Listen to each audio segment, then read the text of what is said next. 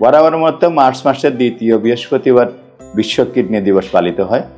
আমাদের দেশে বিশ্ব কিডনি দিবস পালিত হবে। এই কিডনি দিবস উপলক্ষে আমার কিছু কথা। এবারে বিশ্ব কিডনি দিবসের প্রতিপাদ্য বিষয় হলো are you kidney okay, detect early and protect your kidney health. তার অর্থ হলো আপনার কিডনি কি সুস্থ আছে কিনা পরীক্ষার জন্য তা অতি সত্ত্বর পরীক্ষা করুন এবং আপনার কিডনি স্বাস্থ্য সুস্থ থাকুন। আমাদের কিভাবে আমাদের কিডনি সুস্থ থাকবে, এর জন্য আমাদের আসলে কিছু ডিসিপ্লিন লাইফ অ্যাক্টিভিটি করবে। প্রথম স্টেপ হলো পর্যাপ্ত পরিমাণ লিকুইড তরল পানি খাবেন। তারপরে স্টেপ হলো অতিরিক্ত লবণ এবং চিনি পরিহার করবেন। নিয়মিত ব্যায়াম করবেন অ্যাটলিস্ট 40 মিনিট।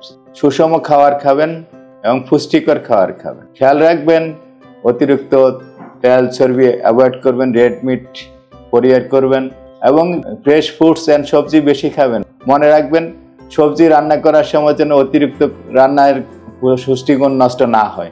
আমাদের দেশে বেশিরভাগ যেভাবে রান্না প্রক্রিয়া আছে তাতে বেশিরভাগ পুষ্টিগুণ নষ্ট হয়। আমাদেরকে সেভাবে খেয়াল রাখা উচিত। অতিরিক্ত মেডিসিন খাবেন না, ডাক্তারের পরামর্শ ছাড়া কোনো ওষুধ খাবেন না। আর যাদের কিডনির রোগ আছে, প্রস্রাবের সমস্যা আছে, ফ্যামিলিগতভাবে কিডনির অসুখ আছে, আগে কিডনি স্টোন আছে, কিডনি সমস্যা কোনো সন্দেহজনক ডায়াবেটিস, ব্লাড প্রেশার আছে, তারা অতি সত্বর নিয়মিত কিডনি রোগের পরীক্ষা করবেন। ধন্যবাদ।